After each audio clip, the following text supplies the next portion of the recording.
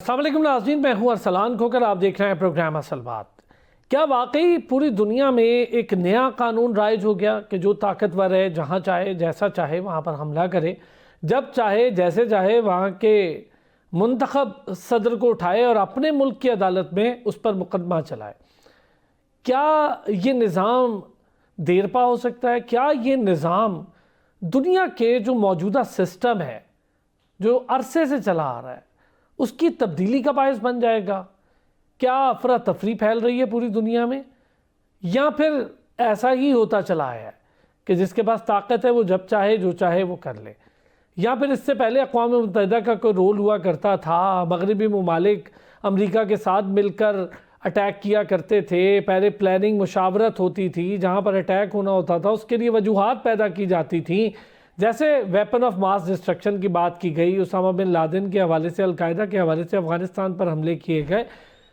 لیکن جس طریقے سے اس کے صدر کو اٹھا لیا گیا، جس ملک کا نام وینزویلا ہے اور ان کی اہلیہ بھی ساتھ ہے، اور وہاں پر جو وائس پریزیڈنٹ ہے وہ یہ ماننے کو تیار نہیں ہے کہ ان کے پریزیڈنٹ بن جانے کی سبب بالکل درست ہے۔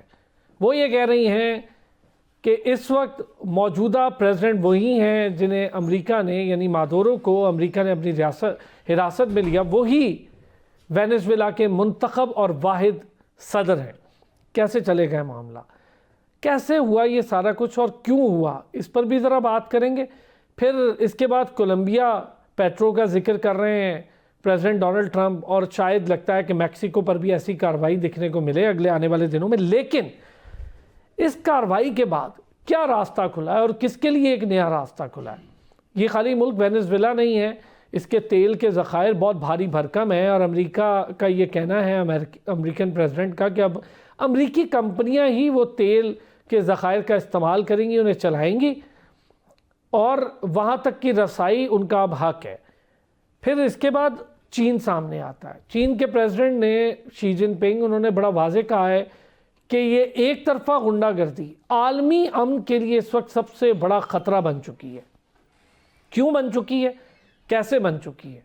اور یہ ایک اٹیک کیا نیا رنگ لا سکتا ہے؟ کیونکہ دوسری طرف ایک اور طاقتور صدر اور ایک اور طاقتور ملک پیوٹن کی صورت میں رشیا موجود ہے، شی جن پنگ چائنا میں موجود ہیں۔ کیا یہ معاملہ ادھر ہی ہے یا اس سے آگے جائے گا؟ ان ساری چیزوں پر بات کریں گے۔ ڈاکٹر سعید الزماں صاحب ماہر عالمی امور ہیں، ہمارے ساتھ موجود ہیں۔ نائلہ چوہان صاحبہ سابق سفیر ہیں، ماہر عالمی امور ہیں، وہ بھی ہمارے ساتھ موجود ہیں۔ جاوید صدیق صاحب سینئر صحافی بھی ہیں، تجزیہ کار بھی ہیں۔ بہت شکریہ تینوں پارٹیسپینٹس کا۔ اس وقت جاوید صاحب جو کچھ ہو رہا ہے یہ عجیب و غریب ایک سچویشن دنیا میں پیدا کر رہا ہے، سمجھ میں نہیں آ رہا، اور کئی ممالک ہیں جو بہت زیادہ خوف کا شکار ہوں گے، اور کئی ممالک شاید ایسے ہوں گے جو تیاری پکڑ رہے ہوں گے کہ کسی چھوٹے ملک کو رون ڈالیں۔ اور اگر یہی چل نکلا جو اس وقت ہو رہا ہے تو یہ دنیا کے لیے تو خطرہ ہوگا ہی ہوگا۔ پتہ نہیں کس کس خطے میں کس کس طرح کی آگ لگ جائے گی۔ جو تین بڑی طاقتیں اس وقت موجود ہوں گی، چائنا، رشیا اور امریکہ، اگر امریکہ اس کو جسٹیفائی کرتا ہے جیسے ڈونلڈ ٹرمپ کر رہے ہیں تو کیا بنے گا؟ اور پہلے تو یہ بتائیں، یہ جو انٹرنیشنل قوانین، پاسداریاں، دو ممالک، ان کے رشتے، ایک صدر کو اٹھا کے لے جانا، یہ معاملات کب تک چلیں گے؟ دیکھیے، میں نے آپ کے پچھلے پروگرام میں کہا تھا کہ یہ جو ایکشن امریکہ نے کیا ہے وینزویلا میں، یہ انٹرنیشنل غنڈہ گردی ہے۔ اور اب جو ورلڈ وار 2 کے بعد جو ایک انٹرنیشنل آرڈر یا ایک نظام قائم ہوا تھا، اور یو این کی تخلیق ہوئی کہ بین الاقوامی امن جو ہے اس کو کیسے قائم کیا جائے، اور یہ کہ جو ڈسپیوٹس ہیں among different nations ان کو کیسے ریزالو کیا جائے گا، ڈپلومیسی کو پریفر کیا جائے گا، اور دوسرے جو ایونیوز ہیں ان کو یوز کیا جائے گا ٹو ڈیفیوز دا ٹینشن، اور جنگ کو اوائڈ کیا جائے گا۔ پہلی اور دوسری جنگ کے بعد یہ طے ہوا، اور انہی بنیادوں پہ یونائٹڈ نیشنز قائم ہوا۔ اب صدر ٹرمپ نے آتے ہی ایسے ایکشن شروع کیے ہیں جن سے وہ جو ورلڈ وار 2 کے بعد ایک انٹرنیشنل آرڈر یا انٹرنیشنل ایک سسٹم بنا تھا، اس کو وہ تیس نیس کرنے پر تلے ہوئے ہیں۔ اور انہوں نے ایک پڑوسی ملک پر حملہ کر کے اور 150 طیارے بھیج کر اور شپس بھیج کر ایک الیکٹڈ پریزیڈنٹ کو اور اس کی بیوی کو، اس کی اہلیہ کو گرفتار کر کے نیو یارک کی عدالت میں پیش کریں گے۔ کیا ان کے ہاں جسٹس کا سسٹم نہیں ہے؟ کیا ان کے ہاں عدلیہ نہیں ہے؟ کیا وہاں کے عوام جو ہیں وہ اپنے کسی لیڈر کا احتساب نہیں کر سکتے؟ تو یہ ایک عجیب و غریب منطق ہے اور ایک عجیب و غریب طرح کا طرز عمل ہے کہ آپ جس سے ناراض ہیں اس کو اٹھا لیں۔ دوسری بات یہ ہے کہ اس کے جو موٹیوز ہیں، جو امریکہ نے ایکشن کیا ہے، اس کے پیچھے کھلم کھلا کہا جا رہا ہے کہ وینزویلا کے تیل کے ذخائر اور منرلز، ان پہ ہماری نظر ہے۔ تو یہ تو ایک بڑی خوفناک صورتحال کا پتہ دیتا ہے یہ ایکشن، کہ کوئی بھی طاقتور ملک جب وہ دیکھتا ہے کہ اس کے پڑوسی ملک میں ذخائر ہیں، منرلز ہیں، تیل ہے، گیس ہے اور دوسرے قدرتی ذخائر ہیں، تو وہ اس پر حملہ کر کے اس پر قبضہ کر لے گا۔ یہ جو بات ہے یہ بڑی خوفناک ہے، اور یورپ میں جو جنگیں ہوئی ہیں ورلڈ وار 2 سے پہلے، وہ جنگیں اسی پر ہوتی تھیں کہ ذخائر پر قبضہ کیا جائے۔ اس وقت کول اور سٹیل جو ہے یہ ایک بڑے تنازع کی وجہ تھی، اور بہت سے ممالک ایک دوسرے پر اس لیے حملہ کرتے تھے کہ اس کے ذخائر پر قبضہ کیا جائے۔ تو یہ تو امریکہ نے ایک ایسی صورتحال پیدا کر دیا، ایک ایسی نئی سمت جو ہے اس کی طرف دنیا کو دھکیل دیا ہے کہ جس کی طاقت ہے وہ اٹھا کے دوسرے ملک سے، کمزور ملک سے اس کے وسائل چھین لے، اور وہاں پہ حملہ کر کے اس کے جو اس کی حکومت ہے، جو عوام نے اس کو ووٹ کے ذریعے منتخب کیا ہے، اس کو ختم کر دے۔ رجیم چینج کا جو ایک آئیڈیا یا ایک ڈاکٹرین جو امریکہ نے شروع کیا، مختلف ملکوں میں انٹروین کیا، افغانستان میں کیا اور عراق میں کیا، لیبیا میں کیا، یہ وہ چیزیں ہیں جو اب دنیا کو ہلا کے رکھ دیں گی، اور دنیا کے چھوٹے ممالک پریشان ہیں کہ ان کا مستقبل کیا ہے۔ تو میں سمجھتا ہوں کہ اس وقت یو این کو اور یو این سیکورٹی کونسل کو، اور اس میں جو خاص طور پہ 5 بڑے ممالک ہیں جن کو ویٹو پاور حاصل ہے، نیوکلیئر پاورز بھی ہیں اور اکنامکلی بھی وہ بڑے اسٹرانگ ہے، ان کو ایک فیصلہ کرنا پڑے گا کہ کیا اب یہ نظام چلے گا کہ جس کی لاٹھی اس کی بھینس، جس کے ہاتھ میں طاقت ہے وہ دوسرے کمزور ملک پر حملہ کر کے اس کے وسائل کو بھی قبضہ کر لے اس پر، اور وہاں کی حکومت کو بھی جو ہے وہ وہاں ختم کر دے، اور جس حکمران کو آپ اس سے اختلاف کرتے ہیں اس کو قید کر کے امریکہ لایا جائے اور وہاں اس کا ٹرائل ہو۔ یہ ایک ایسی صورتحال ہے جس سے پوری دنیا خوفزدہ ہے، اور اس کے خلاف دنیا بھر میں رد عمل ہو رہا ہے۔ کانگریس کے ارکان اس پر تنقید کر رہے ہیں، وائٹ ہاؤس کے سامنے مظاہرہ ہوا ہے، دنیا کے کئی ملکوں میں مظاہرے ہو رہے ہیں، اور ٹرمپ یہیں پہ بس نہیں کر رہے، وہ اور کئی ملکوں کا نام لے رہے ہیں۔ انہوں نے ایران کو کھلی دھمکی دی ہے، انہوں نے دوسرے جو ساؤتھ امریکن ممالک ہیں ان کا بھی نام لیا ہے۔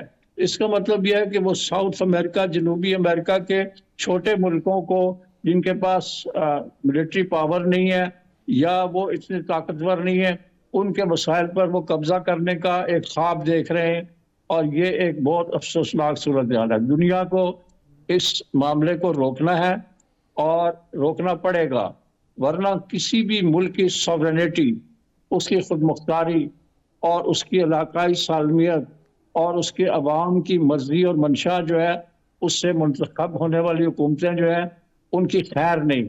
یہ تو ایک نیا انٹرنیشنل ڈس آرڈر جو ہے اس کو ٹرمپ صاحب جو ہے وجود میں لا رہے ہیں۔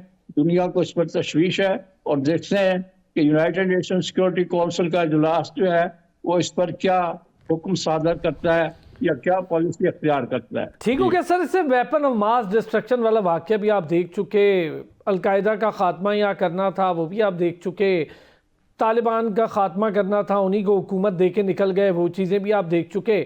ڈاکٹر سعید صاحب، یہ جو ایک نئی سچویشن، اور پھر اسی طرح وہ پیٹرو کی بھی بات کر رہے ہیں، بھی ذکر کر دیا، کولمبیا کے صدر کی بھی بات کر رہے ہیں، میکسیکو کی بھی بات کر رہے ہیں، لاطینی امریکہ کی ریاستوں میں پہلے ہی امریکہ کے خلاف بہت نفرت پائی جاتی ہے. ان چیزوں کے بعد اور خاص طور پہ وینزویلا جب ہوگو چاویز تھے تب بھی حالات کچھ اچھے نہیں تھے اور وہ بھی اسی قسم کی چیزوں کا سامنا کرتے رہے, لیکن اب تو معاملات ہی الگ ہیں, اب تو صدر ہی اٹھا کے لے گئے. ارسلان صاحب, دنیا کو اگر ہم دیکھیں, یہ جو کچھ سالوں سے ایک کیوس سا ہے, اس کو کچھ لوگ نیو جیو پولیٹیکل ریئلٹیز کا نام دیتے ہیں, لیکن اگر آپ دیکھیے کہ چاہے رشیا کا اٹیک یوکرین پہ ہو, چاہے اسرائیل اور پیلسٹائن کا کانفلکٹ ہو, اور غازہ میں ہم دیکھ چکے ہیں کہ ہزاروں کی تعداد میں معصوم انسانوں کو اپنی جان گنوانا پڑی. 50% سے زیادہ اس میں معصوم بچے اور خواتین ہیں. تو چاہے اسرائیل پیلسٹائن کانفلکٹ ہو, اسرائیل ایران کانفلکٹ ہو, انڈیا پاکستان کانفلکٹ ہو, دنیا ایک کیوس میں ہے. اب یہ سب کچھ ہو رہا تھا جناب کہ بیچ میں یونائٹڈ اسٹیٹس آف امریکہ نے وینزویلا پہ اٹیک کیا. یقیناً یہ وائلیشن ہے انٹرنیشنل لا کی, اور میں سمجھتا ہوں کہ اگر آپ ڈومیسٹک لا کو دیکھیں یونائٹڈ اسٹیٹس آف امریکہ کے, تو شاید یہ اس کی بھی وائلیشن ہے. کانگریس سے اپروول لی نہیں, اور یہی وجہ ہے کہ کانگریس مینس ریئیکشن اپنا جا بجا میڈیا پہ پروٹیسٹ میں اس کو ایکسپریس کر رہے ہیں. یہاں تک کہ آپ دیکھیے کہ ڈیموکریٹس تو اس کو کرٹیسائز کر ہی رہے ہیں, ریپبلکن جو پولیٹیشینز ہیں ان کے بیچ میں بھی سپلٹ ہے.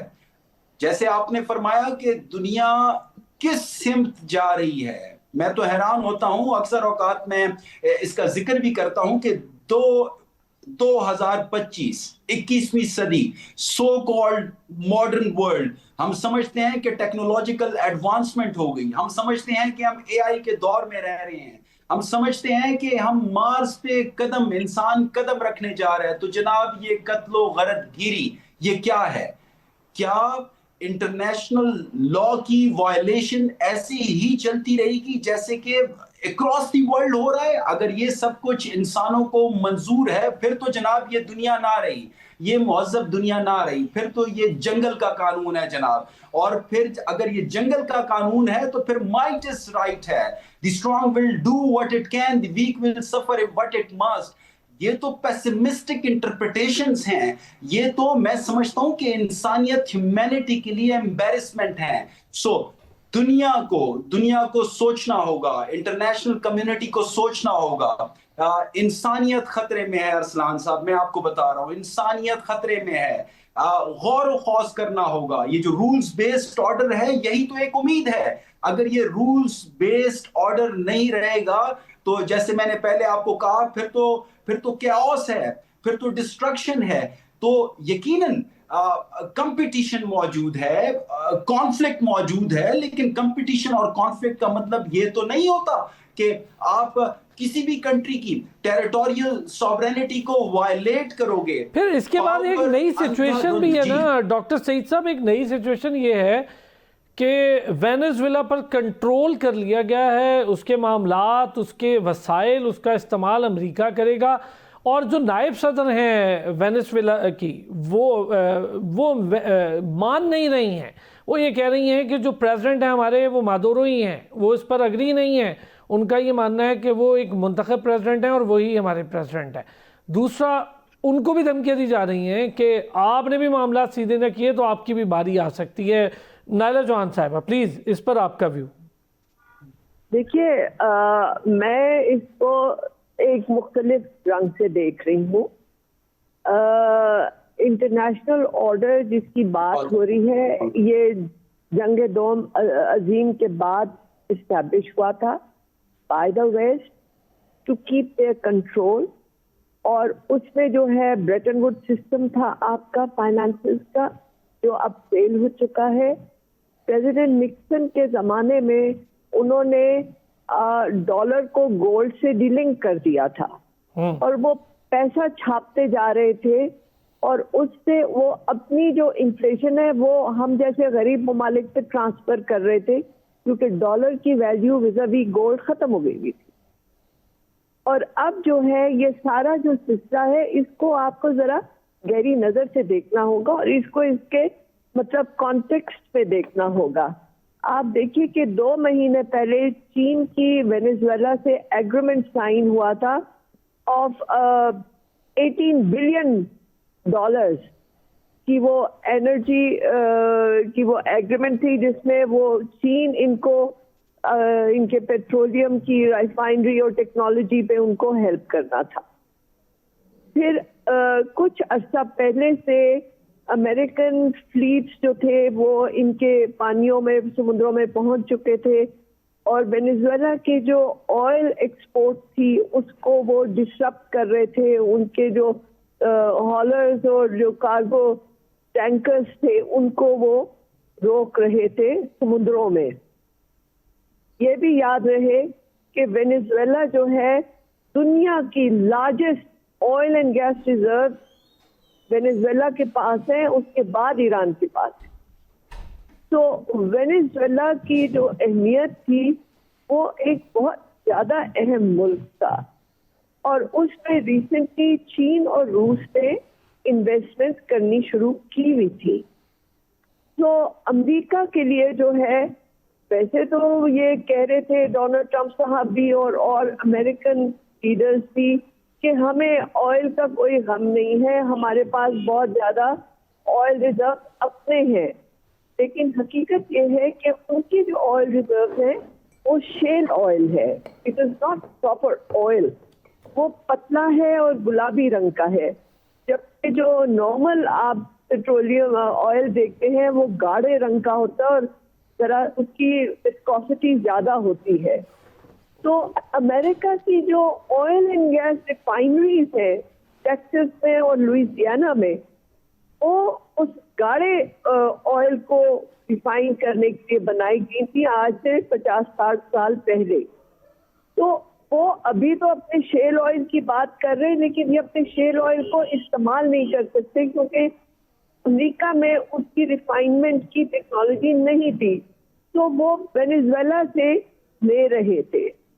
اب وینیزویلا جو تھا وہ ایک بڑے مشکل سچویشن میں آ چکا تھا. آپ کو یاد ہوگا کچھ عرصہ پہلے I think about 20-30 years ago maybe longer Panama کے لیڈر تھے جنرل نوریگا اور ان کو بھی اسی طرح نکال کے ڈرگ ٹریفکنگ کے الزام میں ابھی بھی فلوریڈا کی وہ جیل میں بند ہے. اور وہ اس وقت پینما میں تو کامیاب اس لیے ہو گئے تھے کہ پینما میں امریکہ کی وہ تھی جو فورسز پریزنٹ تھی, لیکن وینیزویلا میں ان کی کوئی فورسز پریزنٹ نہیں ہے. تو یہ پینما والا ایکشن ریپلے وینیزویلا میں نہیں کر سکتے. جو انہوں نے کیا ہے وہ بیسکلی ڈبل گیم کھیلنے کی انہوں نے جو کہ ان کو بیک فائر کرے گی. یہ اس سے جو ہے امریکہ کا فائدہ کم اور نقصان زیادہ, کیونکہ جیسے انہوں نے کہا کہ ایگزون کمپنی اور باقی ان کی بڑی بڑی کمپنیاں وہ جا کے وینیزویلا کا آئل اینڈ گیس سنبھالیں. اچھا میم, بڑا اچھا آپ نے جو جنرل مینول کا ذکر کیا, بڑا آپ نے صحیح ایک حوالہ دیا کہ وہاں سچویشن الگ تھی پینما کی, لیکن یہاں پر سچویشن بالکل الگ ہے. اور وہاں پر بھی جو امپریزنمنٹ ہوئی تھی وہ federal correctional institutional Miami USA کی طرف سے ہوئی تھی. تو یہ بات بھی درست ہے کہ اس سے پہلے بھی یہ پریکٹس رہی ہے, لیکن اس بڑے پیمانے پر جہاں پر آئل اور گیس کے ذخائر کی بات کی جائے, پہلے ان کو ریسٹرکٹ کیا جائے ان ساری چیزوں پر. اور یہ آگے جو کولمبیا یا پھر میکسیکو کیا فیس کر سکتا ہے, اور پھر جو چائنا ایک دم بالکل سامنے آیا ہے اور بڑے سخت موقف کے ساتھ, اور پھر UN کا کیا رول ہو سکتا ہے. واپس آتے ہیں بریک سے, اس پر بات کرتے ہیں. ایک بار پھر خوش آمدید کہیں گے. نائلہ چوہان صاحبہ نے مینول نوریگا کا ذکر کیا, انہیں بھی ڈیٹین کیا گیا تھا, ان کو بھی امریکی عدالتوں سے سزا ہوئی اور ان کو بھی اسی قسم کے چارجز کا سامنا تھا. یہ بتائیے نائلہ چوہان صاحبہ, اس وقت آپ نے ایک فرق بیان کیا کہ وہاں پر تھوڑا ڈیفرنس معاملہ تھا. اب جو معاملہ ہے آگے بڑھ کر کیا یہ پھیلتا ہوا آپ کولمبیا اور میکسیکو تک بھی دیکھ رہی ہیں, یہ جتنا دنیا بھر سے ریاکشن آ رہا ہے, اور خاص طور پہ جس طرح سے چائنا کا بڑا اسٹرانگ کنڈیمنیشن اس کے لیے سامنے آیا؟ دیکھیے میرا تو خیال ہے کہ امریکہ نے اپنے آپ کو آئسولیٹ کر دیا ہے دنیا میں، کیونکہ پہلی بات تو یہ کہ اگر آپ پینما اور وینیزویلا کا ایک کمپیریزن کریں تو پینما کی جو آبادی ہے وہ 5 ملین ہے، وینیزویلا کی 30 ملین ہے، ٹھیک ہے جی. پھر اس کے بعد وینیزویلا کا جو انٹرسٹنگ سسٹم ہے کہ ان کی جو آرمی ہے نا وہ ہماری آرمی کی طرح نہیں ہے، وہ ہے کولیکٹیوز، وہ گروپس پہ پورے ملک میں پھیلے ہوئے ہیں ان کے جنرل، اور ان کی اپنی بزنسز بھی ہیں، اور وہ آئل اینڈ گیس میں بھی ہیں اور مائننگ میں بھی ہیں. تو وہ ایک ایسی آرمی نہیں ہے جس کو آپ کلیکٹیولی لڑ سکے.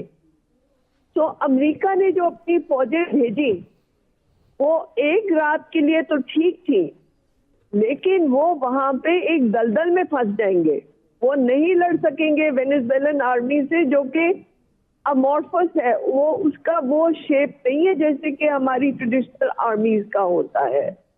تو یہ لانگ ٹرم آرمی، ان کی امریکن آرمی وہاں رک سکتی نہیں ہے. They don't want boots on the ground. تو جب بوٹس آن دا گراؤنڈ نہیں ہے تو پھر یہ کس طرح سے اس کو سسٹین کریں گے، پہلی بات. دوسری بات یہ کہ جو وائس پریزیڈنٹ ڈیلسی روڈریگز ہے انہوں نے بالکل ایک ریزسٹنس کی لیڈرشپ لے دی ہے. اور وینیزویلا میں the most interesting thing is کہ ان کی سپریم کورٹ نے امیڈیٹ ایکشن لیا جب یہ مدورو صاحب کو کڈنیپ کیا گیا، اور انہوں نے فل پاورز جو ہیں وائس پریزیڈنٹ روڈریگز کو دے دی for resistance against foreign invasion. تو جیسے میں نے پہلے عرض کیا کہ first they were fragmented society, کیونکہ آپ دیکھیں جو اپوزیشن لیڈر تھی یہاں پہ ان کو ابھی نوبیل پرائز دیا گیا تھا، اور آپ کے جو اسانج صاحب ہیں جو وسل بلوور تھے وکی لیکس کے، انہوں نے اس پہ کہا تھا کہ نوبیل پرائز کمیٹی کو بھی سو کرنا چاہیے کہ اس خاتون کو کس بیسس پہ انہوں نے نوبیل پرائز دیا جب اس نے کوئی کام کیا نہیں امن اور پیس کا. تو یہ ایک پالیٹکس چل رہی تھی. اب تو جو اپوزیشن لیڈر ہے اس کا کوئی سٹینڈ نہیں رہا، اور جو کرنٹ گورنمنٹ ہے that will continue even without Maduro. اور not only it will it continue بلکہ سارا ملک ایک آواز بن گیا ہے. جب 30 ملین لوگ ایک آواز بن جاتے ہیں تو پھر آپ ان کو لڑنا ان کے خلاف آسان کام نہیں ہے. بالکل پھر اگر ایکسٹرنل فیکٹر دیکھیں تو چین نے بھی جو ہے وہاں پہ بہت بڑی انویسٹمنٹ کی ہوئی ہے. روس جو ہے ان کی آرمی کو ٹرین بھی کر رہا تھا، روسی آرمز بھی وہاں یوز ہو رہے. تو it was kind of informal cold war situation there. ٹھیک ہو گیا. اور دوسری بات کہ پھر یوکرین روس جو معاملات یہ اٹھاتے تھے اس کو بھی مشکل پڑ جائے گی اب آگے آنے والے دنوں میں، اور بہت ساری ایسی چیزیں ہوں گی. جاوید صاحب، کولمبیا کا ذکر، میکسیکو کا ذکر، کیا اتنا ہی آسان ہو جائے گا؟ ابھی میم نائلہ نے بڑی اچھی بات کہی، انہوں نے کہا وہاں رکنا مشکل ہو جائے گا کیونکہ اور بہت سارے معاملات ہیں وینیزویلا کو لے کر. پھر ان کی جو وائس پریزیڈنٹ ہیں وہ بہت ووکل ہیں. ابھی جو نیو یارک کے میئر بنے انہوں نے بڑا کھل کر اس پر بات کی. نیو یارک کے اپنے اندر ان کا بہت احتجاج ہو رہا ہے. پھر ایک بڑا امریکی جریدہ ہے وہ کہہ رہا ہے کہ یہ ایک بڑی غلطی ثابت ہو سکتی ہے. دنیا بھر میں اس کا ریئیکشن آ رہا ہے. چائنا بہت اسٹرانگ اس پر بات کر رہا ہے. یہ جو ویٹو پاور والے ممالک ہیں ان کا کوئی رول ہونے جا رہا ہے کیا؟ یہ تو دیکھنا ہے. یو این سیکورٹی کونسل کا اجلاس ہو رہا ہے کہ یہ ویٹو پاور والے ممالک جو ہیں رشیا چائنا تو خیر ہیں، لیکن جو یورپ کے 2 ممالک ہیں وہ کیا کرتے ہیں، ان کا کیا کنڈکٹ ہوتا. اب میں یہ سمجھتا ہوں کہ ٹرمپ صاحب جو ہیں وہ دنیا کو ایک بہت ہی خوفناک صورتحال میں، افراتفری کی صورتحال میں دھکیل رہے ہیں. آپ کو پتہ ہے کہ پومپیو نے جو کہ فارمر CIA چیف تھا، اس نے جو ٹارگیٹڈ امکانی طور پر ٹارگیٹڈ ایریاز ہیں ان میں بلوچستان کا نام بھی انہوں نے لیا ہے. بلوچستان جو ہے وہ منرلز کا گڑھ ہے، منرلز ہیں وہاں پہ ہر طرح کی، انہوں نے بلوچستان کا نام لے لیا ہے. پھر انہوں نے ابھی ایک BJP کے ایکسٹریمسٹ لیڈر نے मोदी से कहा है कि जिन लोगों ने बॉम्बे अटैक्स किए थे उनको आप पाकिस्तान से पकड़ के क्यों नहीं लाते? अगर अमेरिका ये कर सकता है तो आप भी करें। ये एक ऐसा ट्रेंड, ये एक ऐसा रुझान सदर ट्रंप ने दुनिया में इंट्रोड्यूस कर दिया है, मुतारफ कर दिया है कि जिसकी लाठी उसकी भैंस। अब इंटरनेशनल ऑर्डर और बैनुल-अक़वामी अमन और वो इंटरनेशनल लॉ जिसके तहत ये तय हुआ था कि डिस्प्यूट्स जो हैं दुनिया के ममालिक के अंदर वो तय किए जाएंगे through UN, through peaceful means, through diplomacy, through negotiations. ये सब दो चीजें जावेद साहब ये बताएं, ये जो आलमी अदालत एक बेवकूफ़ सी अदालत है, अगर कोई मामला था तो वहाँ ले जाना चाहिए था अमेरिका को बतौर मुल्क जो एक रिस्पॉन्सिबल कंट्री जो करती है। हमने भी कई बार ऐसी चीज़ें फेस की हैं, आलमी अदालत में हम गए, जैसे भारत ने कलभूषण का मामला उठाया, हमने जाके भरपूर दलाइल दिए और कलभूषण मौजूद है। इसी तरह कई और ममालिक हैं, साउथ अफ्रीका है, बाकी ममालिक हैं, वो इसराइल को लेके भी कुछ गए अभी रिसेंट पास्ट में। तो ये मामला वहाँ जाना चाहिए था, ये तरीक़ाकार इख्तियार हो गया तो यूएन का अपना किरदार, आलमी अदालत की वक़्त, ये तो कुछ रहेगी नहीं, तो बात बहुत ही ख़तरनाक हो जाएगी। जंगल का कानून है। देखें, यूएन को तो पहले ही अमेरिका ने बिल्कुल बेवकूफ़ कर दिया है, बिल्कुल इम्पोर्टेंट करके रख दिया है। आप इस गजा के मामले में को देखें, इसराइल के मामले को देखें और कश्मीर पे इंडिया की जो खौफनाक किस्म की उसकी हेजेमोनिस्टिक डिज़ाइंस हैं और उसने आर्टिकल 370 को जिस तरह से डू अवे किया, ये सारी चीज़ें हैं और यूएन खामोश है। और यूएन को उसने पहले ही बिल्कुल बेवकूफ़ करके रख दिया अमेरिका ने और इसराइल ने मिलकर। अब आपने इंटरनेशनल कोर्ट ऑफ जस्टिस की बात की है, वहाँ से जो नेतन्याहू के खिलाफ जजमेंट आई है उस पर कई ममालिक को कहा गया है कि उसको गिरफ्तार करें, लेकिन वो दंदनाता फिर रहा है, वो अमेरिका जाता है, उसको कोई पूछता नहीं है। अमेरिका में नेतन्याहू की पीठ पर वो सदर ट्रंप और उसकी पूरी इंतज़ामिया खड़ी है और वो उनको पुष्टपनाही कर रहे हैं। इसी तरह वो एक इंटरनेशनल मुल्ज़म है, यानी मुजरिम है, उसको करार दिया आईसीजे ने, और उसके जो प्रोसिक्यूटर थे करीम खान, उसके ऊपर सैंक्शन लगा दी गई हैं, उस बेचारे को अपनी ज़िंदगी के लाले पड़े हुए हैं। तो ये क्या इंटरनेशनल ऑर्डर है और ये क्या बैनुल-अक़वामी कवानीन है और ये कैसी डिप्लोमेसी है और ये कैसी यूएन है जो दुनिया में अमन कायम करने में मुकम्मल तौर पर नाकाम है।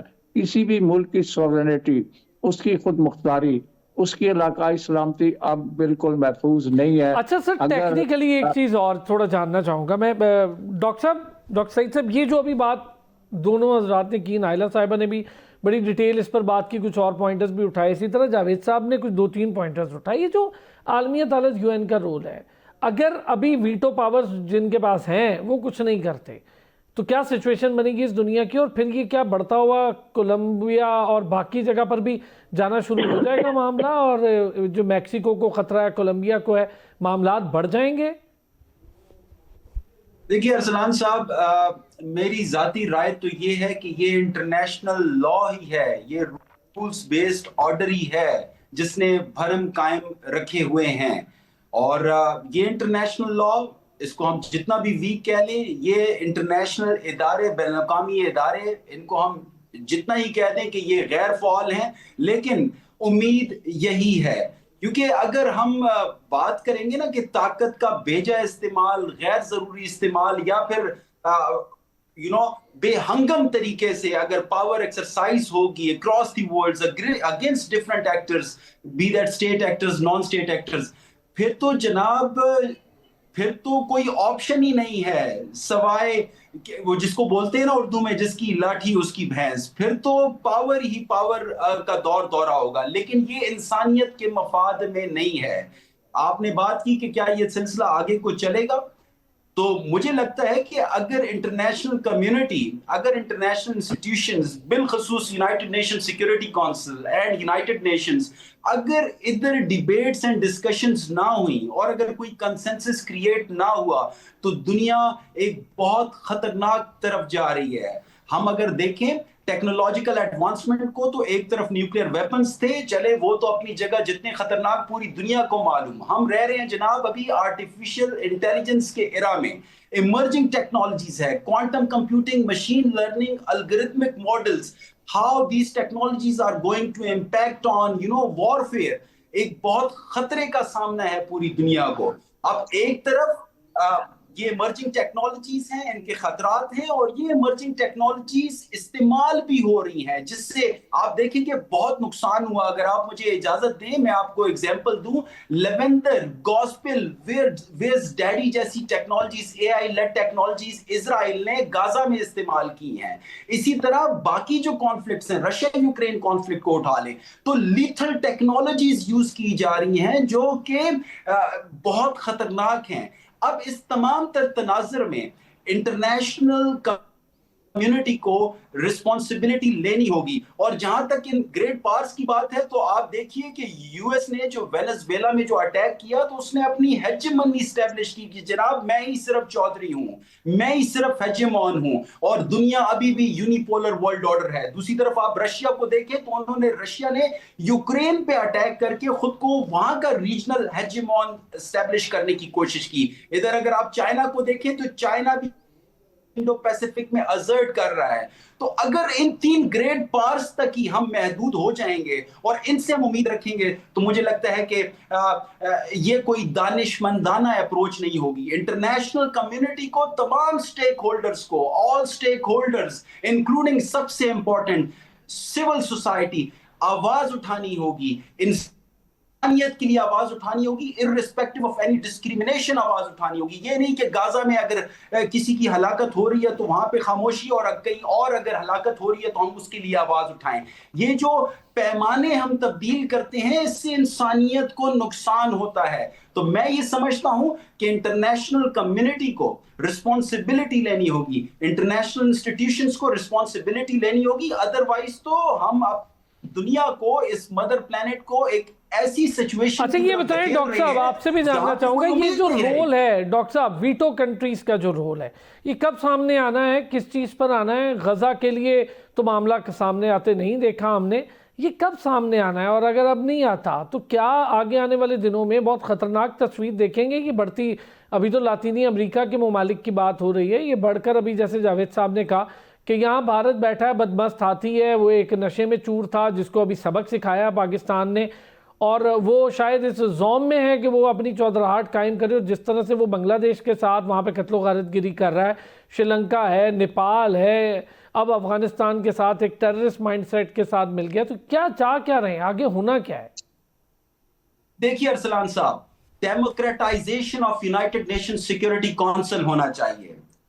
जब तक आप डेमोक्रेटाइज नहीं करेंगे यूनाइटेड नेशन सिक्योरिटी काउंसिल जैसे मजबूत इदारे को, तब तक मुझे कोई उम्मीद नजर नहीं आती। गाजा की बात करें तो एक अगर ग्रेट पावर की तरफ से रेजोल्यूशन आती है या किसी भी स्टेट की तरफ से, उसको कोई एक बड़ी ताकत वेटो कर देती है। इसी तरह अगर कोई और मामला लें तो वहां पे रशिया, कभी रशिया वेटो कर रहा है, कभी यूएस वेटो कर रहा है, तो मामलात हल नहीं हो रहे। तो इसका फिर what's the solution then? The solution is democratisation of United nation security council. और ये डिबेट चल रही है। देखिए हमने इन ग्रेट पावर्स के हाथ में ताकत अगर वहीं तक अगर हम महदूद कर देंगे तो फिर दुनिया के मामलात हल नहीं होने लगे। मासूम इंसानों की जानें पूरी दुनिया में जाया हो रही हैं, कोई खित्ता महफूज नहीं है, हर तरफ एक दंगल है। तो क्या हम सिर्फ इन ग्रेट पावर्स या कुछ मखसूस मुल्कों तक महदूद रहे? नहीं जनाब, हमें बात करनी होगी,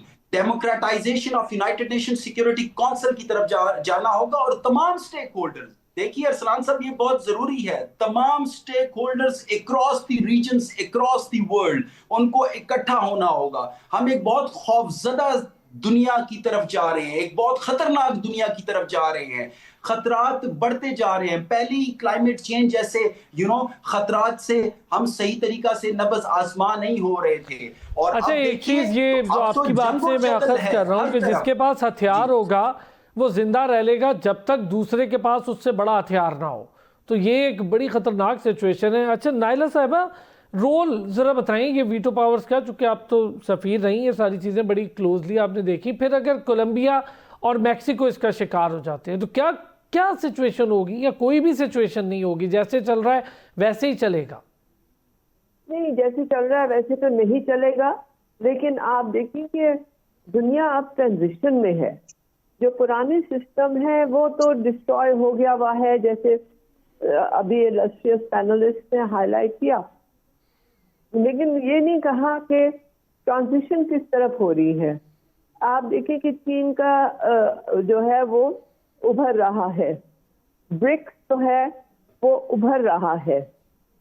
یو این سسٹم تو بنایا اسی لیے گیا تھا کہ جو فارمر کالونیل پاورز تھی وہ اپنی کالونیز پہ ہولڈ رکھ سکے, اس لیے انہوں نے بھی تو پاور بھی ساتھ رکھی تھی.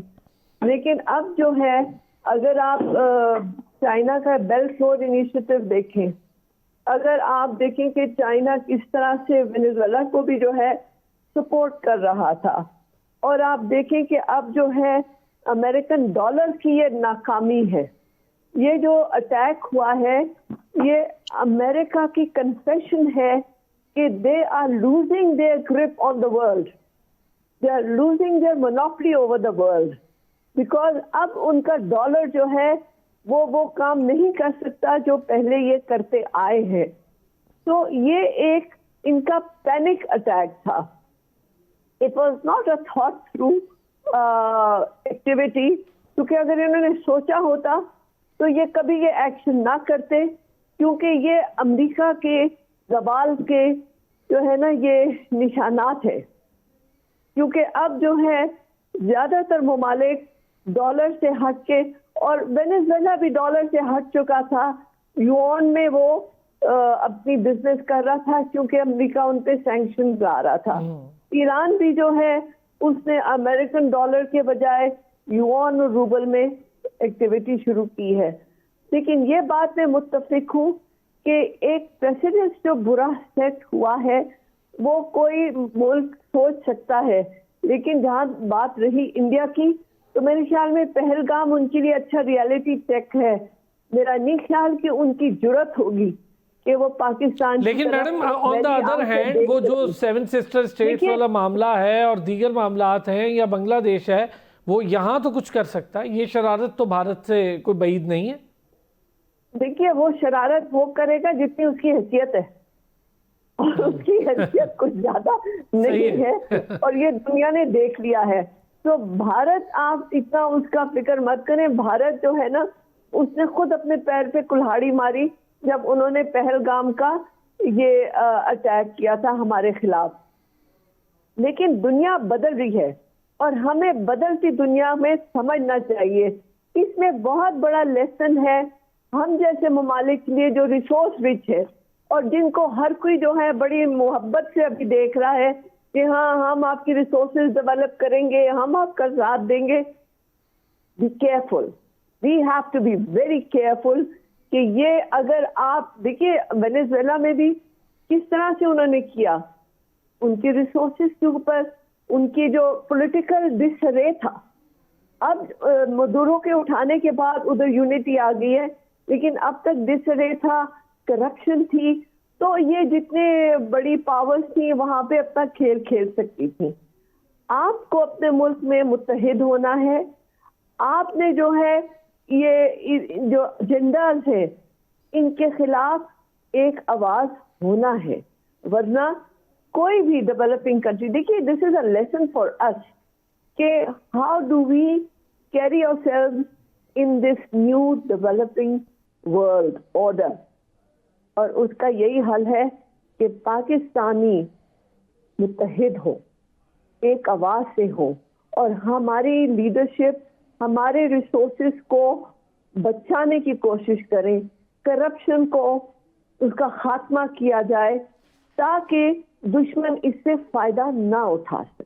ٹھیک ہو گیا. اب ویسے گلوبلائزیشن کا یہ امپیکٹ ہے کہ ہو کہیں اور رہا ہے, لیکن سوچنا تمام ممالک کو پڑ رہا ہے. یہ ایک بہت بڑا امپیکٹ ہے, اور آج کے دور میں کوئی ملک چاہے آپ کی سرحد لگتی ہے یا نہیں لگتی, اس کے حالات سے, دوسرے ممالک کے حالات سے, وہاں پر رونما ہونے والے مختلف واقعات سے لازمی طور پر किसी न किसी तौर पर मुतासर होता है। बहुत शुक्रिया नाइला चौहान साहिबा आपका भी, जावेद सिद्दीक साहब आपका, डॉक्टर सईदुज्जमान साहब थैंक यू सो मच, आपने हमें ज्वाइन किया, बड़ी डिटेल डिस्कशन हुई। एक ब्रेक पर जाएंगे लेकिन ब्रेक से वापस आएंगे। कराची को सिक्योरिटी इदारों ने बरवक्त कार्रवाई करके एक बहुत बड़े दहशतगर्दी के वाक़े से बचा लिया। अच्छा, एक के बाद दीगरे के वाक़यात हैं। पहले वो बलूच बच्ची जिसकी माइंड मैपिंग की गई, जिसको गलत ट्रैप किया गया सोशल मीडिया के ज़रिए, और उसके बाद ये एक और कंसिस्टेंसी है एक और वाक़े की। ये कैसे वाक़या हुआ, क्या वाक़या था, इसके बारे में बात करेंगे। ज़रा एक ब्रेक लेते हैं, वापस आते हैं। एक बार फिर खुश आमदीद कहेंगे। ब्रेक पर जाने से पहले जैसा कि मैंने बताया था कि 4 टन से ज़ायद धमाका खेज़ मवाद बरामद किया गया है कराची।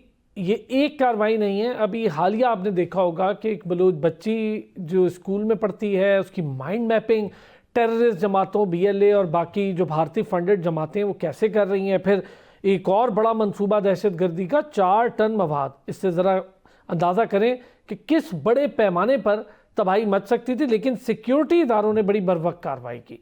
ज़रा इन चीज़ों पर, और ये टेररिज्म एक बार फिर सर उठा रहा है, कराची की तरफ क्यों दोबारा नज़र है टेररिस्ट की या भारतीय फंडेड टेररिस्ट की, ये मामला है क्या, इस पर बात करेंगे। ब्रिगेडियर रिटायर्ड अमजद मलिक साहब हमारे साथ मौजूद है। ब्रिगेडियर साहब बहुत शुक्रिया, आपने वक्त निकाला। ये यके बाद दीगरे एक और कार्रवाई है जो बिल्कुल करीब करीब थोड़े से अरसे में हमने देखी। पहले वो बलूच बच्ची जिसकी माइंड मैपिंग की गई, उसको बड़े बर वक्त सिक्योरिटी इदारों ने संभाला, चीज़ों को देखा। उस बच्ची की भी अब ज़हनी परवरिश के लिए काम शुरू किया गया, उसको दहशतगर्द बनाया जा रहा था, खुदकुश हमलावर था। अब ये 4 टन से ज़ायद धमाका खेज़ मवाद, और कराची ही क्यों?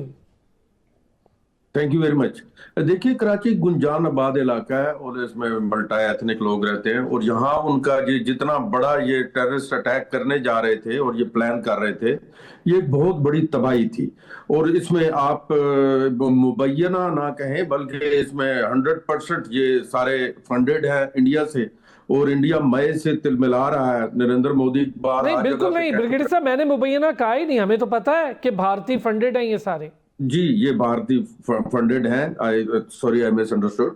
सो देयरफॉर ये मोदी साहब मुतअद्दिद बार और मुतअद्दिद महफिलों में भी कह चुके हैं, निजी महफिलों में भी कह चुके हैं कि ये मेरे ऊपर एक कर्ज है मई वाला, ये मैंने उतारना है। अब कर्ज उनसे उतर नहीं पा रहा, तो इस किस्म की हरकतें कर रहे हैं। BLA, इसमें कोई दो राय नहीं है, वो फंडेड है। बलूचिस्तान में जितना वो करना चाहते थे कर चुके हैं, कर रहे हैं, करते रहे, हम भी तैयार हैं। आप देखिए, ये एक बहुत बड़ी टिप थी, और आपको पता है हमारी intelligence agencies they are very vigilant, और ये इनको इस मामले में अगर कोई समझ रहा है कि उनको ब्लॉक करेंगे या मार देंगे, या लॉ एनफोर्समेंट एजेंसी या आर्म फोर्सेस ऑब्लीवियस नहीं है इस फैक्ट से कि ये किसी जगह कुछ भी कर सकते हैं, तो वो अब आपके सामने है। उन्होंने स्टेप पे फाइंड आउट किया और बम डिस्पोजल टीम ने उसे डिफ्यूज किया, और आप सोचिए कि ये कितना बड़ा है। और दूसरी बात ये है, आप देखिए कि ये जो टेररिज्म हम फेस कर रहे हैं पिछले 2-2.5 दहाइयों से, ये तो एक ऑन गोइंग प्रोसेस है, और यही हमारे एक मुद्दा है जो हम अफगानिस्तान से कभी उठाते हैं। इससे पहले हम, चूंकि अब ईरान को तो समझ आ गई, ईरान के साथ उठाया करते थे कि आपकी सरजमीन को भारत अपनी टेररिस्ट एक्टिविटीज के लिए यूज कर रहा है, और जितनी भी टेररिस्ट ऑर्गेनाइजेशन इस वक्त काम कर रही हैं ऑल ओवर द वर्ल्ड, आप देखिए कहां से कहां तक, यानी ऑस्ट्रेलिया तक के उसने नहीं छोड़ा, और जहां और उसकी नेबरिंग कंट्रीज तो वैसे ही उसके स्टेट टेररिज्म से बहुत ज्यादा तंग है। तो इसमें कोई दो राय नहीं है जी। इसमें हम एक बहुत बड़ी इस मामले में कामयाबी समझते हैं कि हमारी लॉ एनफोर्समेंट एजेंसीज ने, हमारी इंटेलिजेंस एजेंसीज ने, और स्पेशली हमारे जो सेक्टर कमांडर्स बैठे हैं कराची के अंदर सिंध के, उन्होंने दे वर वेरी विजिलेंट और बड़ा टाइमली एक्शन करके उन्होंने इसे ना सिर्फ पकड़ा बल्कि उसे डिफ्यूज भी किया। ब्रिगेडियर साहब, एक चीज़ ज़रा जानना चाहूँगा कि इतनी भारी तादाद है, 4 टन से ज़ायद, 60 ड्रम, 5 गैस सिलेंडर्स, इतना ख़तरनाक धमाका खेज़ मवाद है। ज़ाहिर है ये इन्वॉल्वमेंट कोई होती है कुछ लोगों की इसमें, और बड़ा ख़तरनाक मामला होता है। ये पहुंचा इससे पहले जहां पर चेक पोस्ट या ये चीज़ें, ये इस पर कुछ सवालात हैं पुलिसिंग सिस्टम पे या चेक पे, ये चेक एंड बैलेंस नहीं होता, कैसे पहुंच जाता है ये मेन शहरों तक? हाँ, ये देखिए, ये सिर्फ हमारा समुंदर जो है, समुद्री सरहद नहीं है, बल्कि इसमें हमारे जितने दाएं बाएं के ये पोरस बॉर्डर्स हैं, इनके अंदर से ये ला सकते हैं। ये क्वेश्चन मार्क होना चाहिए, लेकिन उस सूरत में होना चाहिए कि अगर ये 4 का 4 टन किसी एक जगह इकट्ठा करके लाया हो, یہ اوور پیریڈ آف ٹائم یہ اکٹھا کیا جاتا رہا مختلف جگہوں پہ، اور پھر جس دن اس کو اکٹھا کر کے جب ٹپ ملی تو اس وقت یہ ایک جگہ پہ اس رئیس گوٹ کے اندر یہ اکٹھا کر کے لے جا کے اور اس کا وہ ایک منی ٹرک کو تیار کیا جا رہا تھا، اور اس کو جس طرح چھپایا گیا تھا ٹرک کو، تو وہاں سے یہ ٹپ ملی، ورنہ یہ ایک دم اتنا بڑا مواد اکٹھا نہیں آ سکتا۔ اور کراچی ایک بہت بڑا میٹروپولیٹن سٹی ہے، اور اس کے اندر جتنے لوگ ہیں اور جتنا اس کے اندر آمد و رفت ہے اور جتنے اس کے اندر باقی معاملات چل رہے ہوتے ہیں، تو اس پہ یہ اس چھوٹے چھوٹے حصوں ٹکڑوں بکروں میں چیز کو لا کے مختلف جگہوں پہ پہلے رکھنا، اکٹھا کرنا اور پھر اکٹھا کر دینا، یہ کوئی اچنبے کی بات نہیں ہے۔ یقیناً اس کو ٹریس کیا جا رہا ہوگا، ٹریک کیا جا رہا ہوگا مختلف سسٹم سے، جس کی وجہ سے اس کو بر وقت اس کی اطلاع ملی اور اس کے اوپر کارروائی۔ بگڑی صاحب ایک چیز ہم دیکھ رہے ہیں، مسلسل دہشت گردی کے تانے بانے بھارت اور افغانستان سے مل رہے ہیں، مسلسل افغانستان ہرکارا بنا ہوا ہے بھارت کا، اور ہم دیکھ بھی رہے ہیں کہ جس طرح سے مل رہے ہیں یہ جو ہمارے ہاں افغانیوں اور جو وہ لوگ جن کے ویزاز تھے یا جو لوگ ریفیوج اسٹیٹس پہ تھے وہ واپس جا رہے ہیں، یہ باقی ہمارے یہاں جو افغانستان سے لنک لوگ ہیں جو استعمال بھی ہو رہے ہیں، ابھی پچھلے دنوں ہم نے دیکھا بھی، تو ان کے حوالے سے کیا اسٹریٹجی اپنانی چاہیے ہمیں، اور کیا کرنا ہوگا کہ اب اس معاشرے کو اس قسم کی لعنت سے پاک کر دیں جو کہ دہشت گردی یا ڈرگ اکانومی ہے افغانستان کی، اور ڈرگز بھی یہاں بہت بھاری تعداد میں، خیبر پختونخوا کے حوالے سے بڑے واضح اطلاعات بھی تھیں، D G I S P R نے بھی کہا کہ وہاں پر بھی اس کی بڑی کاشت ہو رہی ہے، تو یہ تانے بانے اب ختم کرنے ہوں گے، اس کے لیے کیا ہے، نیشنل ایکشن پلان ہے یا کوئی نیا ایک ہمیں نیشنل ایکشن پلان بنانا پڑے گا، کرنا کیا ہوگا؟ دیکھیں یہ ایک آن گوئنگ پروسیس ہے۔ تھرڈ ورلڈ کنٹریز کے اندر اب آپ سری لنکا کو دیکھیں، کتنے صدیوں سے دہائیوں سے اس کے اندر ایک دہشت گردی چل رہی تھی، اور وہ بھی ختم کی گئی پاکستان کی مدد سے، اور ابھی بھی وہ اس کی چنگاریاں کہیں نہ کہیں موجود ہوتی ہیں۔ جتنی بھی انسرجنسیز ہوتی ہیں جو الٹیمیٹلی ایک ٹیررزم کی شکل اختیار کرتی ہیں یا ٹیررسٹ گروپ کی شکل اختیار کرتی ہیں، ان کو ختم کرنا تو تقریباً اگر میں کہوں ناممکن نہیں تو بہت مشکل ہوتا ہے، لیکن ان کو سپریس ضرور کیا جاتا ہے۔ پاکستان کے اس کے اندر یہ کامیابی ہے کہ پاکستان چونکہ مسلسل اس حالت جنگ میں رہا ہے پچھلی 2 دہائیوں سے، تو اس کو ایک ایج حاصل ہے کہ وہ ان کی تمام نیٹی گریٹیز اور ان کو جانتا ہے، اور اس میں بھی کوئی شک نہیں ہے، دو رائے نہیں، آپ نے بالکل درست فرمایا کہ اس کا منبع جو ان سے وہ ہندوستان ہے، اور اس کی جو سرزمین یوز ہوتی ہے وہ افغانستان کی ہوتی ہے، اور وہی ہمارا ان کے ساتھ جو کلیشز ہیں یا جھگڑے ہیں، حالانکہ وہ ہماری ایک نیبرنگ سٹیٹ ہے، اس کے ساتھ ہمارے معاملات چلتے رہے ہیں، ان کو بارہا دفعہ سمجھانے کی کوشش بھی کی گئی، اور انہوں نے کچھ ایسے معاملات تھے جن پہ ایگری کیا، پھر وہ ہندوستان چونکہ پریویل کرتا ہے ان کے لیے، تو یہ ختم کر دی جائے گی۔ اس کے لیے نیشنل ایکشن پلان کے اوپر آلریڈی جو فارمولیٹڈ ہے اسی کے اوپر جو عمل ہو رہا ہے، لیکن اگر کوئی کہے کہ کاز روٹ اس کے اندر تک جا کے اس کو ختم کیا جائے تو یہ کسی تھرڈ ورلڈ کنٹری میں نہیں ہو سکتا۔ یہ مختلف کنٹریز میں انسرجنسیز چل رہی ہوتی ہیں، دنیا میں 132 133 انسرجنسیز اس وقت بھی چل رہی ہیں، لیکن ہاں ہمیں یہ ایج حاصل ہے کہ ہم ایک چونکہ انفارمیشن بیسڈ آپریشن ہوتے ہیں، انٹیلیجنس بیسڈ آپریشنز ہوتے ہیں، اور ہماری ایجنسیز اس کے اوپر بہت تیزی سے اور بڑا پرومپٹ ایکشن کے تھرو کام کر رہی ہوتی ہیں، تو وہ جہاں جہاں کچھ ایسا ایکشن ہونے لگتا ہے تو کوشش ہوتی ہے اسے پکڑا جائے۔